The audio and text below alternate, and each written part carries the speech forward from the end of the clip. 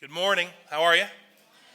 Good. Well, I'm Matt. I'm the pastor here. We just want to welcome you this morning to Journey Church. Glad you guys are with us on game day, and it's good. Hope you guys are, those who are not here, are tuning in online. We're glad you're with us as well. We are starting a brand new series today. That's just what we call something, the topic that we want to talk about for several weeks at a time, about love. Called Love More Than a Feeling, which is really going to kind of be the theme for the next few weeks. But the question that we're asking today, specifically today, is this question. What is love, right? I don't know why you're not there. I give you my love, but you don't care. What is right, what is wrong? Give me a sign. What is love? Baby, don't hurt me no more, right? That's beautiful 1993 lyrics from Hadaway there. It really is. That's the first thing that came to mind when I thought about this question, what is love? And my head started to bop a little bit like that.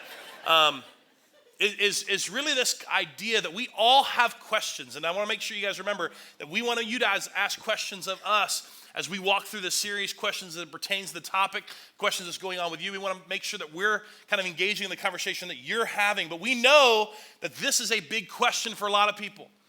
And let me just get a poll, and I just want to, I'm not trying to set you up too much, but just in your own mind, if I was to say to you, look, do you have a good idea and concept of love that you could explain it to somebody else? How many feel you're pretty confident with that you could explain?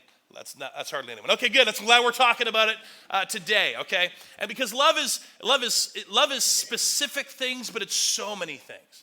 Right? And one of the things that our culture constantly does is it addresses this huge theme of our heart, which is love. Everybody craves it, wants it, desires it, needs it, and tries to help through music and culture and movies and everything else to help shape what is love, right? So music is a big deal. Music is a big part of helping us understand what love is. Beautiful lyrics like this, and there's no one there to dry your tears. I wish I could hold you for a million years to make you feel my love. That's beautiful. Do we have tissues in the house for any of you to read great lyrics?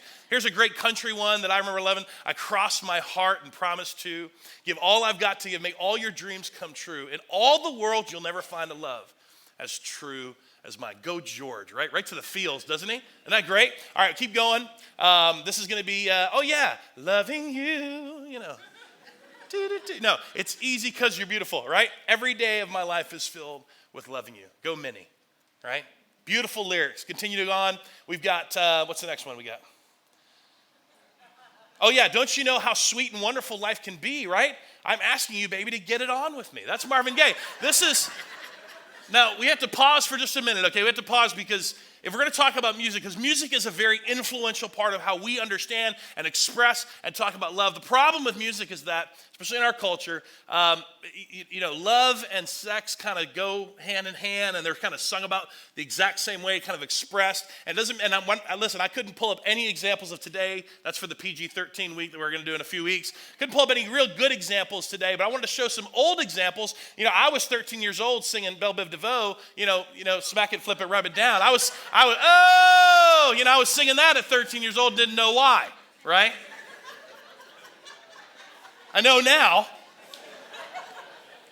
And that's just the 80s. Now, you can go back a little bit further. This is, I tried to keep it as light as I could for kids not to really understand what we're talking about. But, this is a big one from Greece. With new pistons, plugs, and shocks, I can get off my rocks. It ain't going to be bragging. She's a real pussy wagon. Grease lightning, right? And trust me, that's not kitty cats and boulders that they're talking about, right? These aren't even the worst ones in the song. And yet, that was from a movie. Like, I remember watching the movie as a kid. Like, please don't listen, parents, it's just a side note. Just preview movies before you show them to your children that you remember watching as a child. You have forgotten everything. I just want you to know that, okay? I remember watching that as a kid as well, having no idea. I thought it was a great song about a car.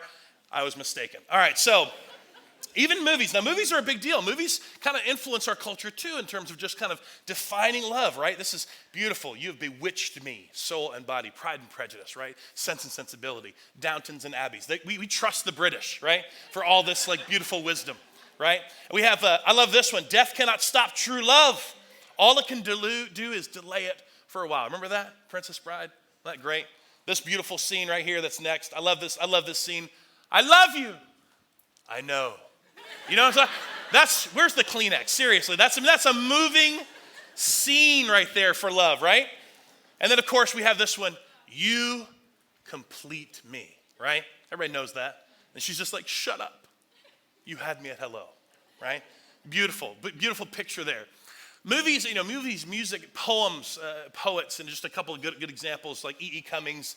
I carry your heart with me. I carry it in my heart. I wish I could read the whole poem to you. What a beautiful line in terms of just that love, that affection. Rumi, which is more popular for Valentine's Day coming up. All anyone really wants, and you'll see this everywhere, love's confusing joy, right?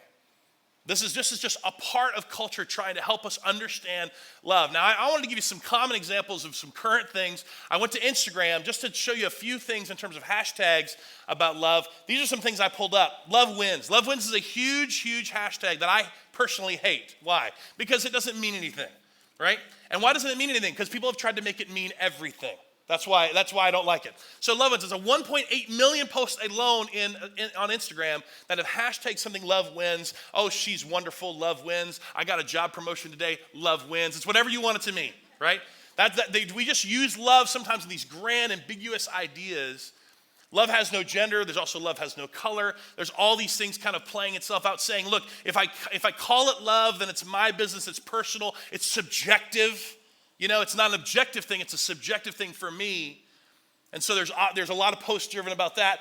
Falling in love and fell out of love. These are two very popular hashtags, believe it or not, which I don't really care for, again, because what does it really paint the picture of? You're going to fall into love like you're going to trip up one day and land in it, right?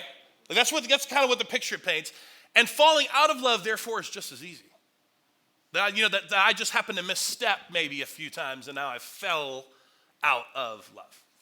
So even in our current culture, it's not that great. Like every culture has tried to help define and bring an answer to what is love.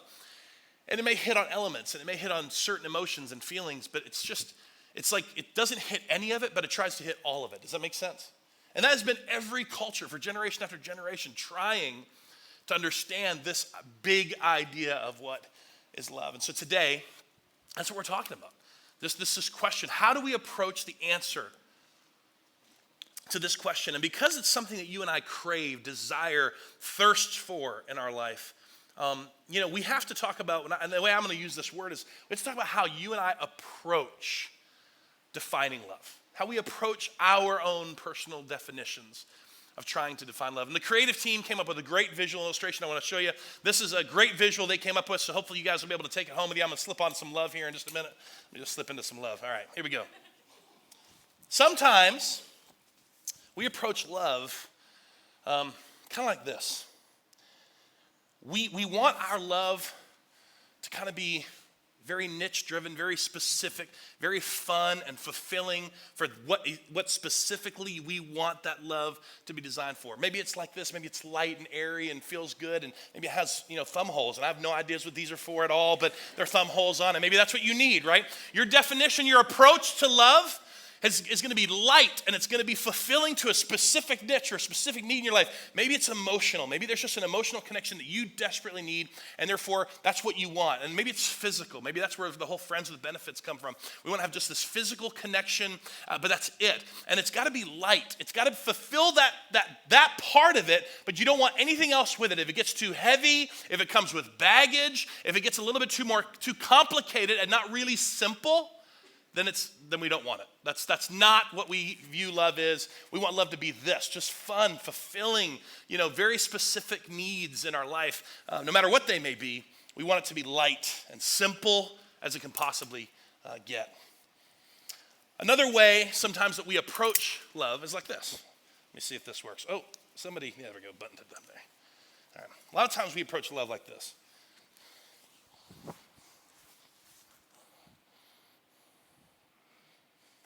I call this the flattery approach.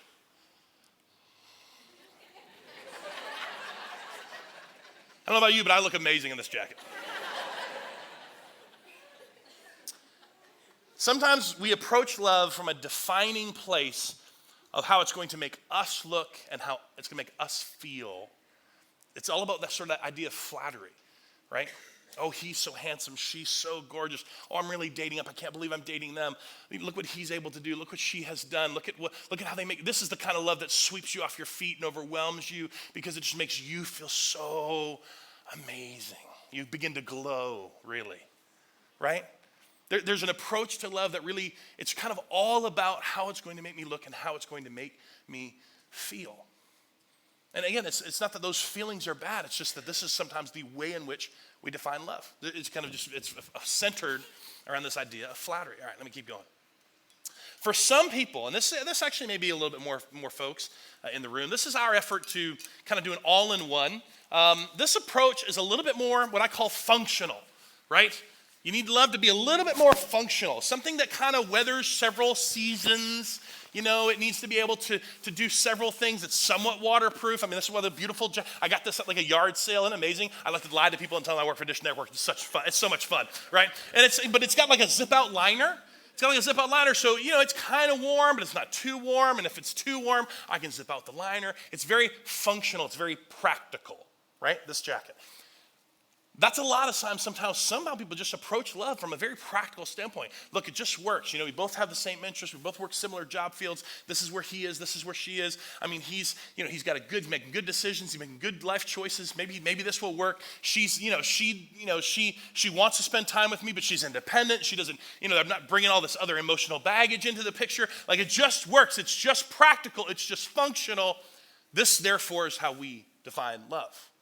This is the kind of love we want because we've put this on, and this is kind of our approach to it. Very functional, very practical. Oftentimes, this is what happens for folks maybe later in life as they're getting a little bit older with kids. Oftentimes, we just want a love that's practical, functional for us. And then there's another option in terms of approaching love. Let me get this guy out here. I think it's buttoned here. Yeah. This is another just approach.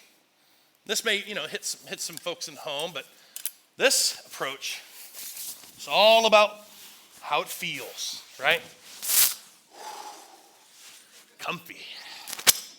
Comfy and warm, comfortable. Oh, got caught on my shirt. There we go. All right. This approach is really, I say feeling, but I'm talking about like deep feeling, like deep-seated feeling. There is a need for a love that really just deeply satisfies the soul and makes you feel safe. Makes you feel like, hey, the weather is harsh. The storms are going to come. I want to have a love, right, that's going to weather any storm. Maybe I've been hurt in the past. Maybe I'm dealing with a broken heart in some ways. I need a love that's going to do this. And we want to approach love from a standpoint of is it going to make me feel safe and secure? Am I going to be able to weather any storm in this love? That's really our desire, right? It's all about that deep feeling in us. It looks ridiculous, doesn't it? But sadly, that's a lot of approaches sometimes that people bring to love is just, well, it's got to be this. It's got to be light. It's got to be fun. It's got to be functional. It's got to fulfill a certain need. It's got to make me look good and feel great. It's sometimes got to be all these things. Sometimes just one of these things. It's just our approach, if you will, to love. And the problem is that this way in which most of us approach love is just broken. It's just a broken way of defining it. It's a broken way of understanding love. It's a broken way of really moving forward in life with choices when it comes to love. Why? Because marriages happen like this. Marriages happen when you have found someone that fits your definition of love, and this is what you have always longed for, and it just fits the way you need that to be. And marriages come together and they make vows and they make promises, and it's because they have found each other and they fit how they are approaching the definition of love. The problem is just divorces happen the same way. Because all of a sudden you needed this love to look like this, but later in life you needed it to look differently. Maybe you married somebody because it was light and fun and adventurous and met a specific need. But then a storm came and you didn't feel all that safe and secure anymore. Maybe you married someone because it was a very functional love. It was a very functional kind of safe play. But you spent your life looking at the fact that, well, they don't really do that much for you. And you begin to kind of walk through a selfish phase of, what are they really doing for me? It doesn't make me feel good. It doesn't make me feel loved. It doesn't make me feel amazing. So divorces begin to happen, all driven by the fact that we approached it wrong, and therefore now we approach life wrong. And now I've changed my mind as to what love needs to look like. So I'm going to take this off and divorce or split or do this. And now I'm going to go look for this. Because now in my life, this is how I'm defining this. And it's just a broken system. Number one, you and I can't possibly determine from this approach what it is we're going to desire for the rest of our lives. We just can't. We can't know what it's going to be. You can't know the storms that you're going to face. You can't know what it is you're going to need emotionally. You can't know what it is going to be in terms of even somebody sweeping you off your feet and just overwhelming, and they make you look and feel so amazing. And later in life, you're like, well, you're just not making me feel that way anymore. What happened? We fell out of love. This is a broken system.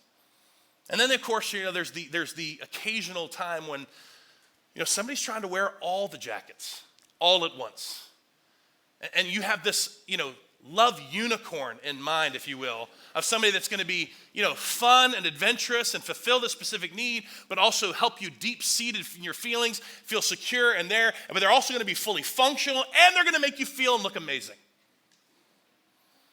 And again, I don't know if it doesn't exist, but we're approaching it wrong. We're approaching the answer to this question poorly. If we really want to experience love, we really want to know what it is and experience it to its fullness, satisfy what we deeply crave. So obviously we want to approach this, we're in church, and we want to make sure we at least look at the concept of how is it that did God define love? Love is such a huge theme in Scripture. We sang so much about it this morning, about Christ's love for us and the love that we're overwhelmed with. What did God have to say?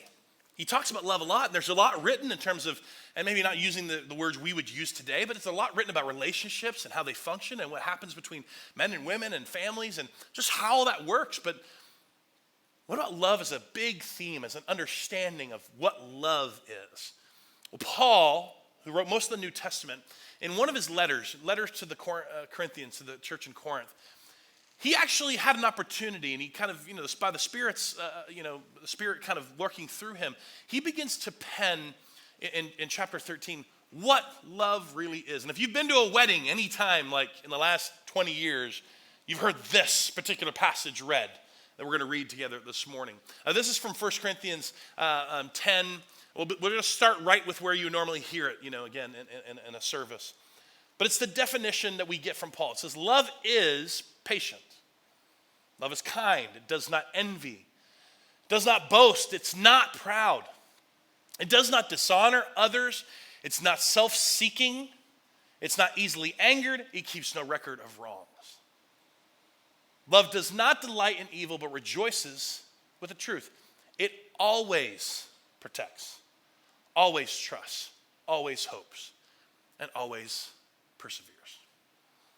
And people will approach love like this, and they'll get married, and then they'll have that read. They'll have that read at their wedding. Why? Because these speak words to us that are deeply satisfying. This is like, yes, this is what I want. That's the kind of love that we're vowing to each other that we will have for the rest of our lives.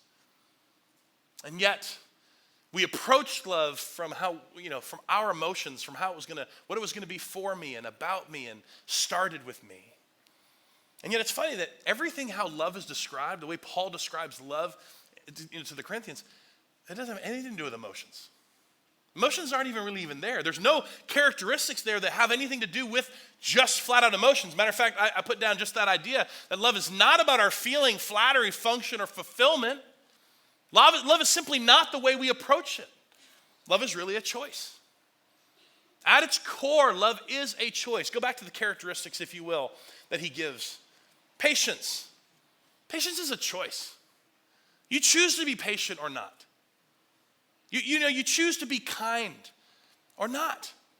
It's a choice. Now, there may be a bunch of emotions that you're feeling that you claim are actually driving your decisions, but the reality is, when he says love does, it's a choice. He says what it's not. It's not envious. It's not jealous. And we would look at jealousy as an emotional thing. But it says, yeah, emotions happen. I mean, emotions are there.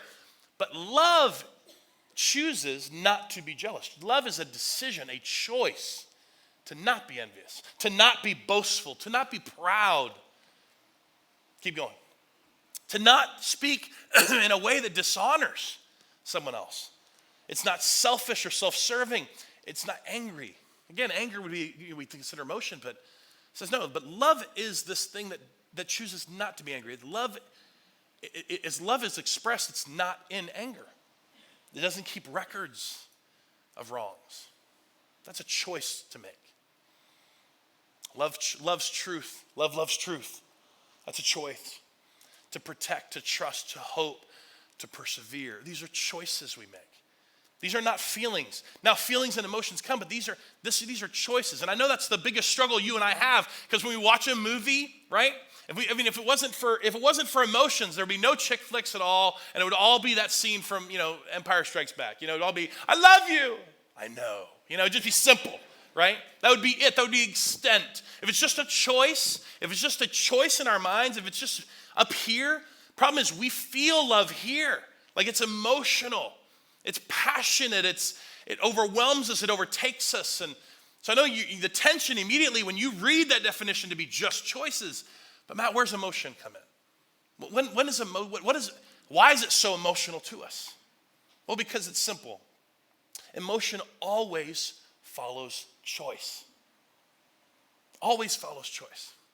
William Petit in the early 1900s wrote a document called The Essential Nature of Law, all right? And it's been studied by a lot of sociologists and psychologists, and it's basically this principle that there's accuracy and dependability and predictability between the relationships of thoughts, choices, and emotions. And what they have studied and learned, just by the way we're wired, is that it will always go thoughts, choices, emotions, and it doesn't matter where you start on the train, it will always loop back, and it will always loop back, and it will always loop back. Emotion always follows choice. So it doesn't matter what it is. You may have a feeling and an emotion of fear, and that will give you fearful thoughts, which will lead you to make decisions out of fear, which will only perpetuate the emotion of fear more. Does that make sense?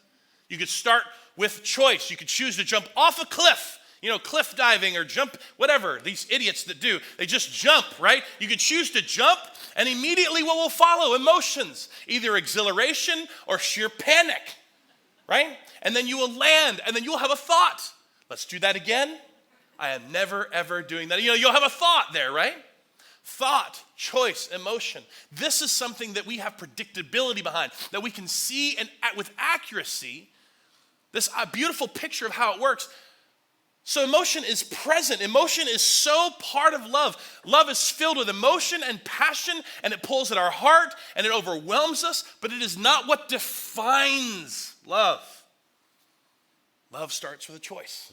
Matter of fact, I put it this way, just as in terms of the essential nature of law, it's like how we then define love will determine our choices followed by our emotions. Emotions are present, emotions are real. Same with our kids, same with our parents. It doesn't matter. I'm not just talking about spouses and people that are dating. I'm talking about in any relationship expressing love, choice is always going to be first. How we define it is going to have to do with our choices, and that choice, emotions will follow. The emotions are still there, but we are so drawn to emotion. We are so pulled with how we feel that it causes us, when we ask the question, what is love? It causes us basically to approach it only from this perspective. And so when we ask that question, what is love? I want you to see this. It really does, for me, help us understand that we're really kind of asking the wrong question. And the wrong questions will always give us wrong answers.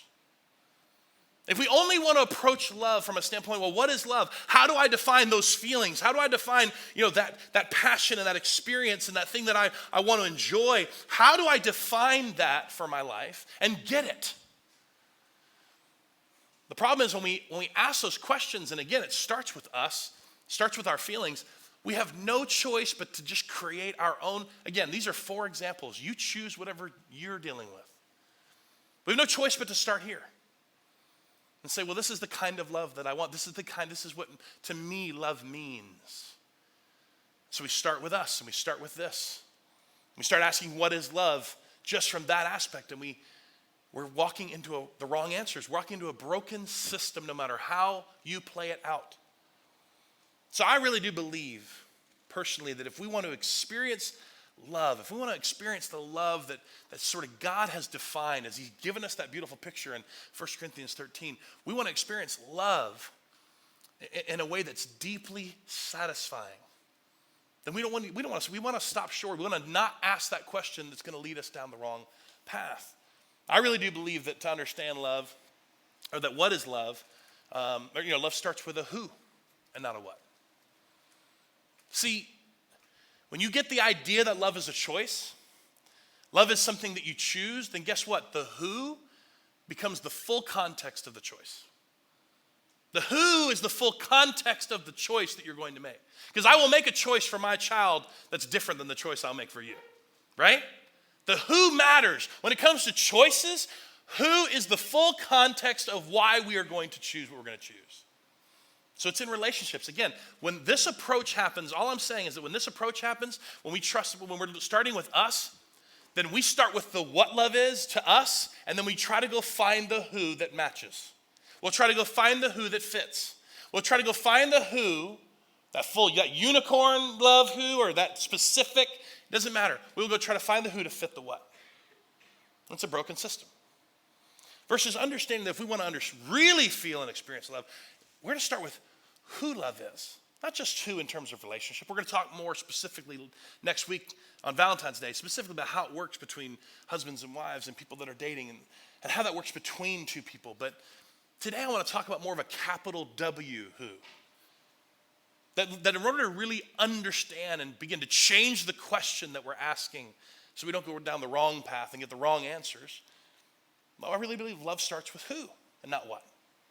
Love starts with a who. Now, one of the passages we'll read over the next few weeks is from 1 John. And John was a disciple of Jesus Christ. Matter of fact, when you read the book of John, John actually refers to himself in a kind of a unique way. He refers to himself as the disciple whom Jesus loved, right? Because John really did speak a lot about love from the big picture understanding of who God was and who God is and who Jesus was and how that love is portrayed and how it's seen. And we'll read several verses, but just to focus us in today, I want us to read from 1 John in chapter 4. Most of it's in chapter 4, but he states this. Look, we know how much God loves us. This is John stating this to the church. And we have put our trust in his love. We know how much he loves us. We just sang all these songs this morning about how much God loves us. And we're going to put our trust in his love. Why? Here's why. Because God is love. Because to John, he had no other way but to help describe that love is a who and not a what.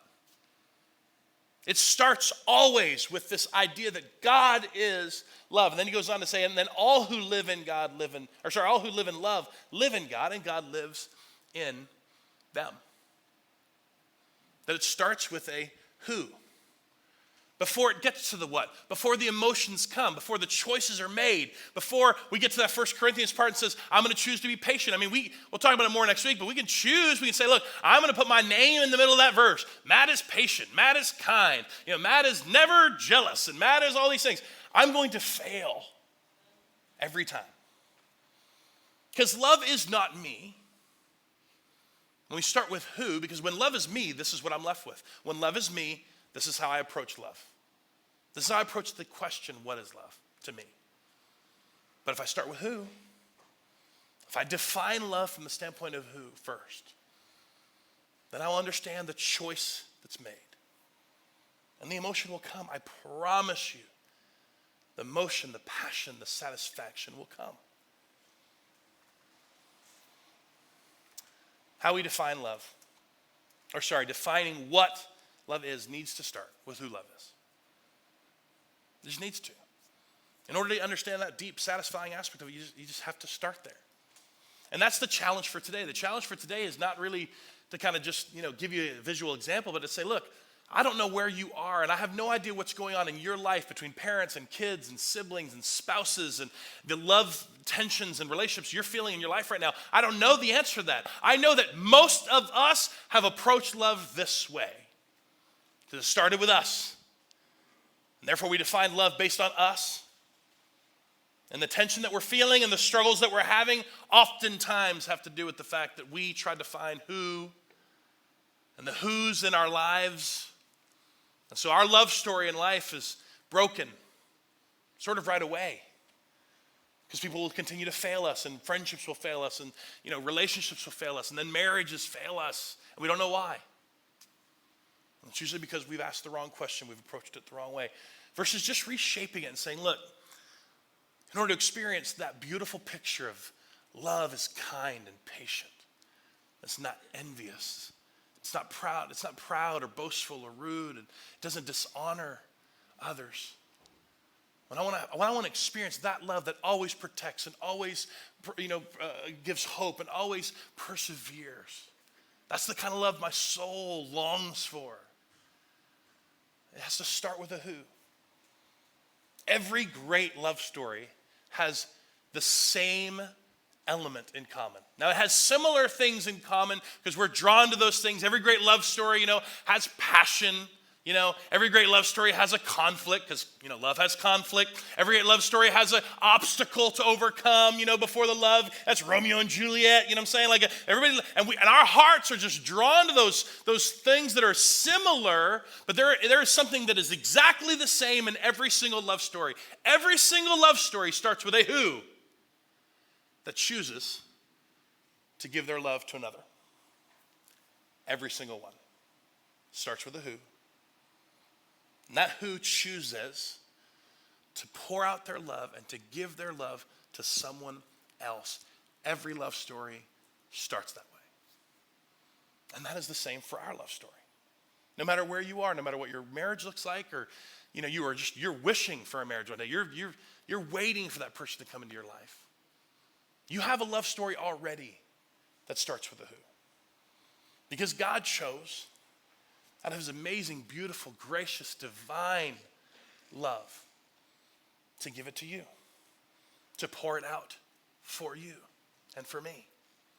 That's the beginning of our love story. Now, it may play itself out, and over the next few weeks, we're going to talk about how it works out between marriages and relationships and divorce, and just how all the complexity of how we have struggled through love plays out. But we have to start at the right place. We have to start with the who before we can begin to experience that full love, that full experience of the what, if you will. And I love, Paul also writes to the Ephesians, the church in Ephesus, and he says, I want everybody to understand. And he goes on and gives these beautiful pictures. I want everybody to understand and be able to experience how wide and how long and how high and how deep the love of Christ is. That should tell you that Paul understands emotion. Paul understands that everything that our soul satisfies, that it wants to be satisfied, can be satisfied in the love of God. But we have to start there. We have to start that God is love, as John so aptly put. And therefore, we know how much he loved us when we put our trust in his love. What question are you asking today? When you begin to ask that question, what is love? I just challenge you, start with who first. Start with who poured out their love, who has chosen to give that kind of love, that 1 Corinthians 13 kind of love to you. I promise you'll be on the path, you'll be on the right, taking the right steps towards getting the right answers in terms of how to experience love in your life. Let's pray together. Heavenly Father, I just thank you for your word. I'm so thankful, God, that you are so gracious with us because it's hard for us to understand the complexity of love. And we have really no choice but to kind of, in our own power and our own strength and our own understanding, to start with us and approach it that way and really just ask bad questions and get wrong answers. But God, I'm just so thankful for the way in which you have demonstrated your love for us, that your amazing and great love poured itself out for us, that the beginning of our love story really starts with you, who chose to love us.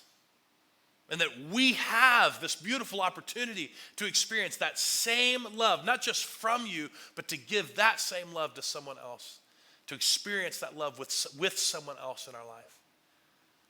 But God, it doesn't start with our defining the elements of how that fits our emotional spectrum and emotional needs. It starts with you.